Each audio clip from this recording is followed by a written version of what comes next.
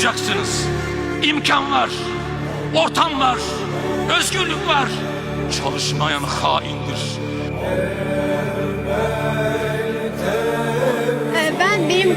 Benim gibi küçük, hatta benden de küçük olan çocukları kurtarmak için, onlara destek vermek için buradayım. AVM'deki kahve bitti, şimdi sıra bozaya geldi. Şimdi sıra alabalığa geldi. Zevk tünellerinde boğulanlar. Hesabını vereceksiniz. İşinizin adını söyleyin. Niye varsınız? Niye yaşıyorsunuz? Neyi yaşatmak için? Neyi ayaklar altına almak için varsınız? Söyler misiniz? Rusya krizinde domates gitme diye ağladınız. Domates kadar dine değer verseydiniz, limon kadar değer verseydiniz, şu çabut kadar dine değer verseydiniz. Ne diyeyim ben size?